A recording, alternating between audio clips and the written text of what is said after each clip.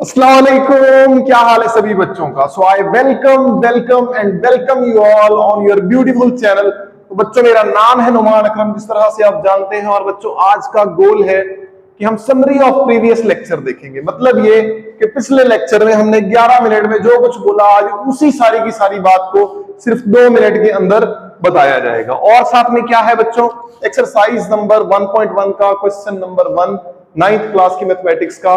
तो ये वो चीजें हैं जिनको हम आज की इस क्लास में डिस्कस करेंगे। तो चलिए बच्चों, स्टार्ट करते हैं। एमसीक्यूज बच्चों 15 मार्क्स के आएंगे आपके।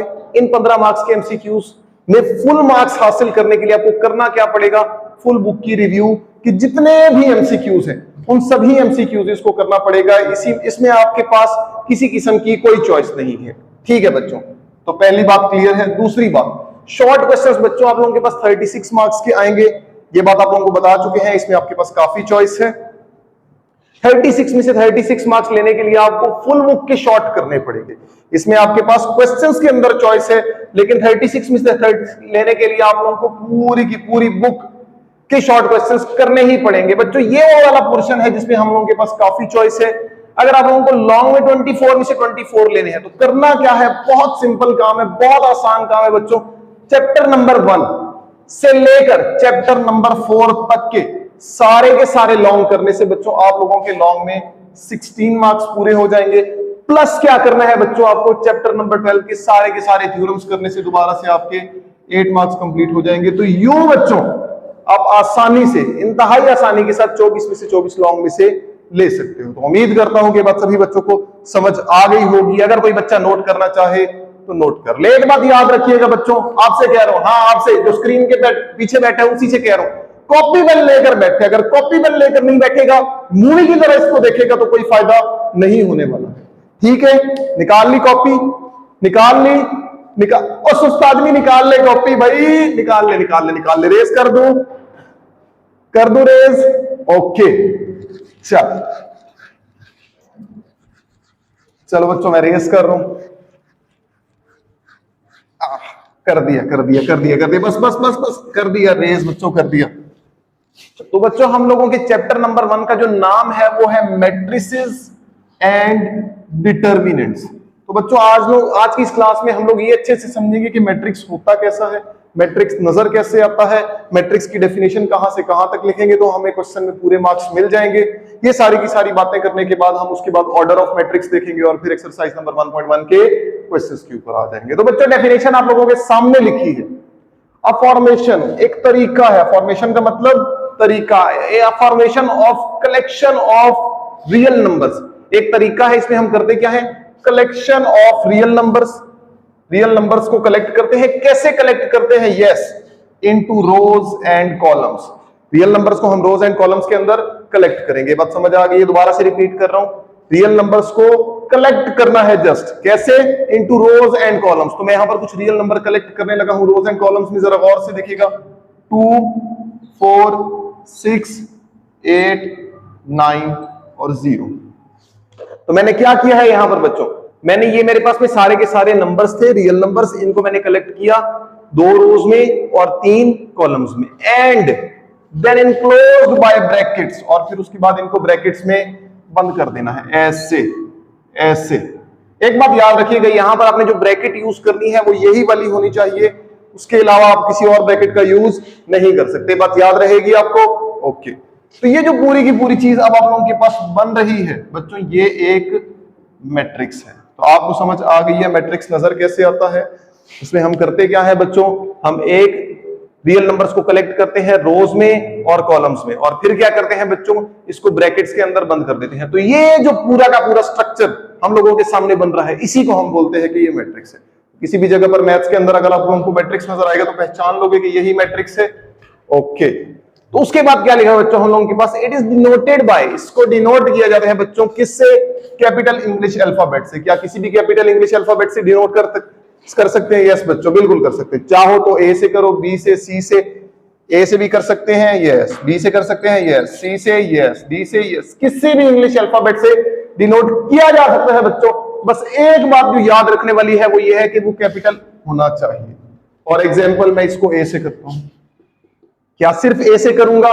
बी से भी कर सकता हूं, सी से, डी से, लेकिन वो आपके पास में जो अल्फाबेट है वो कैपिटल होना चाहिए। तो ये आपके पास में एक पूरा का पूरा मैट्रिक्स किस तरह से इसको लिखा जाता है वो आपके सामने मैंने प्रेजेंट कर दिया। अच्छा, एक चीज देखें कि इस मैट्रिक्स में टोटल कितनी एंट्रीज हैं?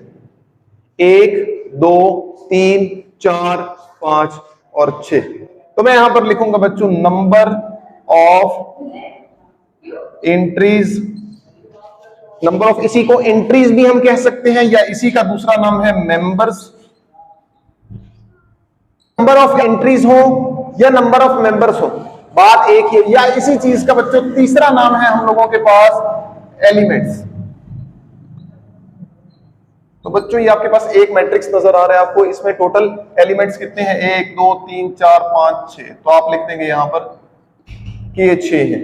ये अपने आप में ये एक या ये एक या ये एक इंडिविजुअली ये क्या है बच्चों? ये एक एंट्री है, ये एक एंट्री है, ये एक एंट्री है। बात ही समझ आ रही है? सेम इसी तरह से ये भी एंट्री, ये भी एंट्री और ये भी एंट्री। आप इसी को मेंबर भी कह सकते हो कि ये इस मैट्रिक्स का एक मेंबर है, ये भी मेंबर, ये भी मेंबर, ये भी मेंबर, ये भी मेंबर। सेम इसी तरह से तीसरा नाम बच्चों जो हम इसके लिए यूज करते हैं वो है एलिमेंट्स का। मतलब मैं कह सकता हूं कि इस मैट्रिक्स का ये एक एलिमेंट है, ये भी एलिमेंट है, ये भी एलिमेंट, सेम इसी तरह से बाकी सारे के सारे। तो उम्मीद करता हूं कि यहां तक की बात आप लोगों को अच्छे से समझ आ गई होगी। अगर ये बात आपको समझ आ गई है बच्चों तो मैं रेज कर दूं जस्ट ये नीचे वाला पोर्शन। ओके, मैं रेज करने जा रहा हूं बच्चों, डस्टर। ओके, तो बच्चों अभी यहां तक की बातें उम्मीद है आपको सारी की सारी क्लियर होंगी। एक दफा दोबारा से मैं सारी की सारी बात रिवाइज कर दूं। मैट्रिक्स की डेफिनेशन लिखी है मैंने, फिर उसके बाद क्या है डेफिनेशन की, इसमें आप नंबर्स को कलेक्ट करते हो रोज में और कॉलम्स में, फिर उसके बाद इसको ब्रैकेट्स के अंदर इनक्लोज कर देते हो। तो ये जो स्ट्रक्चर बन रहा है इसे हम मैट्रिक्स कहते हैं। इसको डिनोट किससे किया जाता है? कैपिटल इंग्लिश अल्फाबेट से। फिर उसके बाद ये इंडिविजुअली अपने आप में एक एंट्री है, ये भी अपने आप में एक एंट्री है, ये भी अपने आप में एंट्री है, और इसी सारी की सारी चीजों को हम एंट्री भी कह सकते हैं, मेंबर भी कह सकते हैं, और तीसरी चीज एलिमेंट भी कह सकते हैं। क्लियर है? यहां तक पक्की बात है? आगे ऑर्डर ऑफ मैट्रिक्स में मूव करें। चले, तो मैं यहां पर लिखूंगा बच्चों order of matrix. Order of matrix बच्चों क्या होता है? ऑर्डर का मतलब है तरतीब। इस मैट्रिक्स की तरतीब कैसी है? आप एक काम करें, ऑर्डर ऑफ मैट्रिक्स को लिखने से पहले जरा ये देखें कि इसमें कितनी रोज हैं। तो बच्चों ये पूरी की पूरी आपके पास एक रो बन रही है और ये पूरी की पूरी आपके पास दूसरी रो बन रही है। तो कितनी रोज है बच्चों? यहाँ पर 2 रोज है। तो मैं यहां पर लिखूंगा नंबर ऑफ रोज कितनी है? Number of rows is equals to 2। आसान सी बात थी, क्लियर सी समझ आ गई होगी। फिर उसके बाद देखिए बच्चों इस मैट्रिक्स में कॉलम्स कितने हैं? तो मेरे पास में 3 कॉलम्स हैं, पहला कॉलम, दूसरा कॉलम और तीसरा कॉलम। तो अगर कोई पूछे मुझसे इसमें कॉलम कितने हैं तो मैं लिखूंगा number of columns is equals to 3। ठीक है बच्चों, रोज कितनी हैं? 2, कॉलम कितने हैं? 3। तो अगर मुझसे कोई पूछे कि इस मैट्रिक्स का ऑर्डर क्या है तो मैं करूंगा क्या? मैं नंबर ऑफ रोज को पहले लिखूंगा 2, फिर उसके बाद मैं कुछ इस तरह से लिखूंगा 2 बाय, फिर उसके बाद मैं नंबर ऑफ कॉलम्स को देखूंगा वो कितने हैं। तो ये मेरे पास में मैट्रिक्स का ऑर्डर आ गया है। ए मैट्रिक्स का ऑर्डर अगर कोई मुझसे पूछेगा तो मैं उसको कह दूंगा 2/3। बच्चों एक बात बहुत इंपॉर्टेंट, बहुत, जिसमें काफी स्टूडेंट्स मिस्टेक करते हैं, वो ये है कि इसमें उनको याद नहीं रहता कि रोज को पहले लिखना है कि कॉलम को पहले लिखना है। तो इसी चीज को याद करने की एक छोटी सी ट्रिक याद रखिएगा। ऑर्डर में आर 2 दफा आ रहा है तो आप ये कर सकते हैं कि रो को पहले लिख लें। ऑर्डर में आर 2 दफा आ रहा है तो आर को पहले लिख लें। ऑर्डर में आर 2 दफा आ रहा है तो आर को पहले लिख लें। इस तरीके से आप याद रख सकते हैं कि पहले हमेशा रो आएगी, कॉलम आएगा मगर रो के बाद आएगा। तो उम्मीद करता हूं कि यहां तक की सारी बात आप लोगों को समझ आ गई होगी। इंशाल्लाह बच्चों इससे नेक्स्ट वीडियो के अंदर हम एक्सरसाइज नंबर 1.1 के क्वेश्चंस को डिस्कस करें। तब तक के लिए इजाजत दीजिएगा बच्चों। अल्लाह हाफिज।